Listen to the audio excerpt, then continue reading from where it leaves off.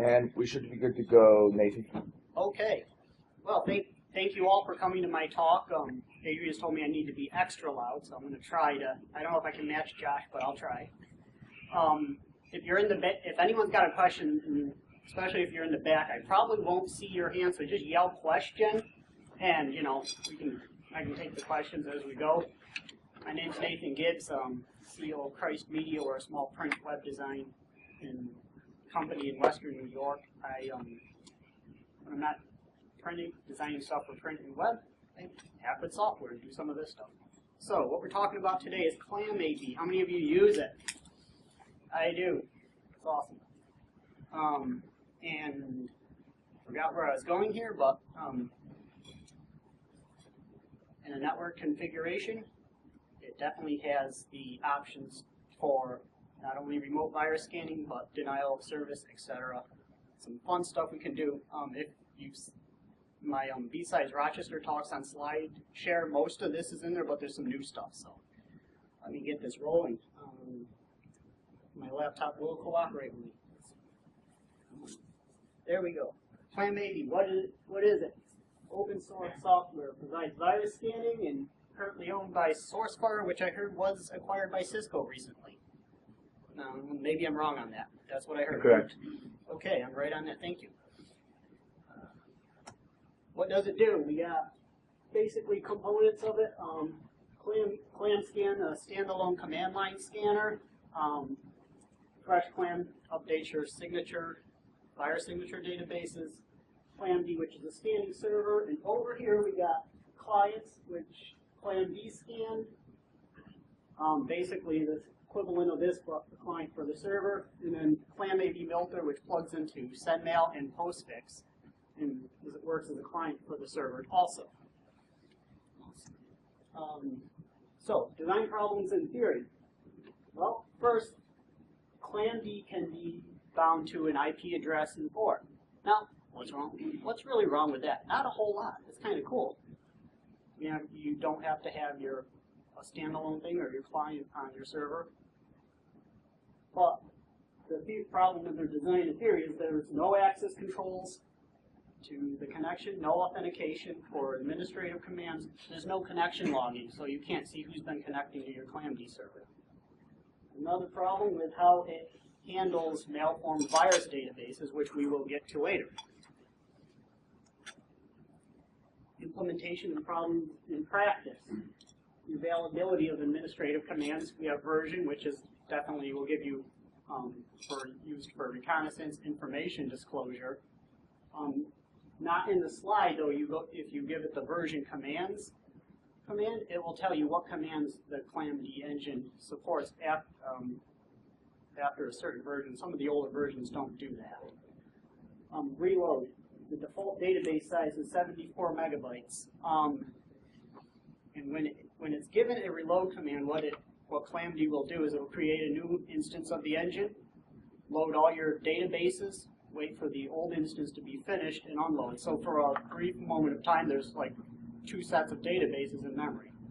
As I said, the default size of the database is 74 megs, and I believe that's compressed, which is your main CVD, daily CVD, and bytecode CVD.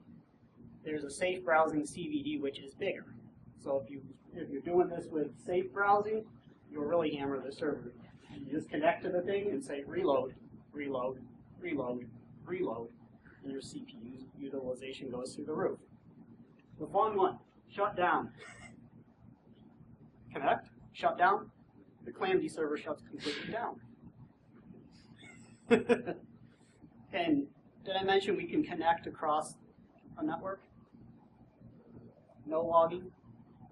The server just stopped. I discussed that on the ClamAV users mailing list, which I'll get to later. There's a lot of smart people on that list, by the way. In July 22nd, 23rd, 2011. Hold on. Back. I got a problem here. Hold on. There we go. I'll get back to that. What I'm going to talk about next is, this is just all remote stuff you can do. Well, if you get a shell in a box that's running ClamAV and you want to do some stuff locally, I don't know how you get the shell. You can metasploit, impact, whatever. You can use bug 2727, which, as I mentioned earlier, was the malform database handling.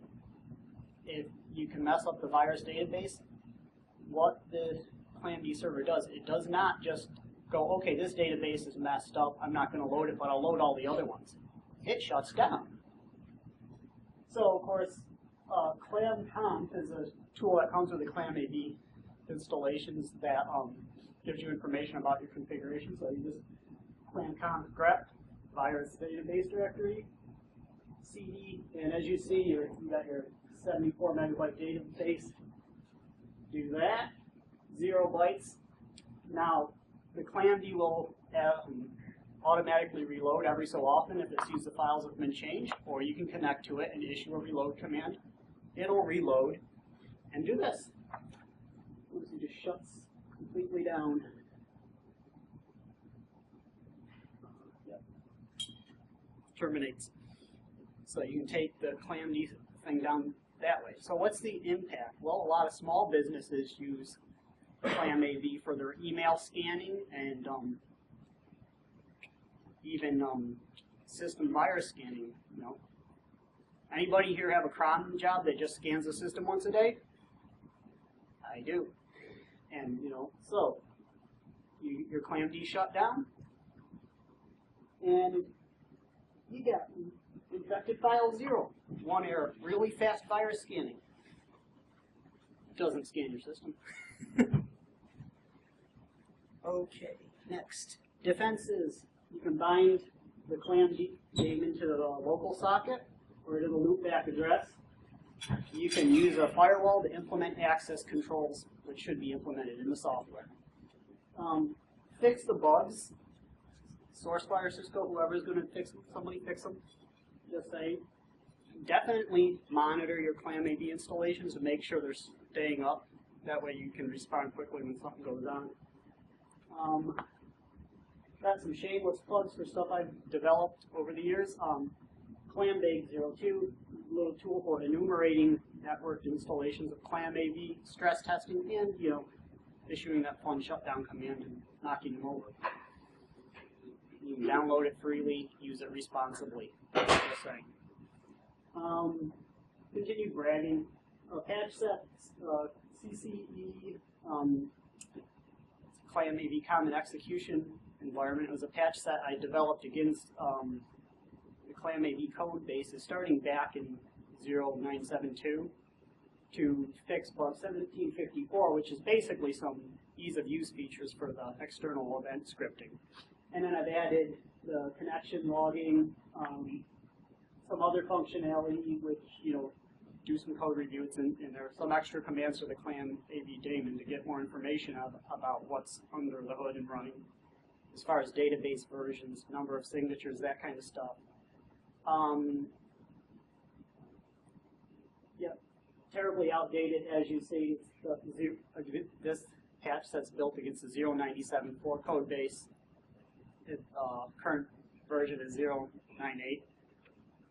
I'm not a real C coder, and you know, I've got other things to do too, so I wish I had time to work on this some more.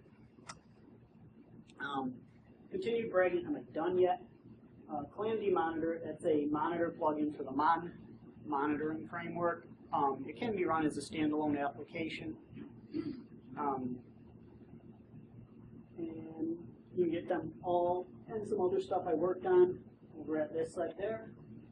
cmpublishers.com/OSS, open source software.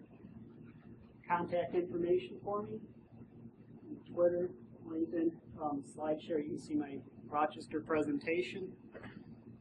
And I'm definitely talking way too fast here because I'm about done. Thanks. I'd like to thank my Lord and Savior Jesus Christ for giving me an entire universe to hack, enough mental horsepower to ask why and to find answers to the questions. That's what BSides is all about. I'd like to thank the BSidesDE team for putting on an awesome conference. The ClamAV dev team, SourceFire and Cisco for giving me something to hack. and the folks on the ClamAV users mailing list. As I've said, they're wicked smart, somewhat obnoxious. I'm one of them, especially on the obnoxious side. I can be that way. And I'd like to thank that lady sitting over there. If you're wearing a badge or taking home BSides shirts, I'm getting all the credit on Twitter for dragging that stuff in. She did the driving. So, thank you. And that's my talk.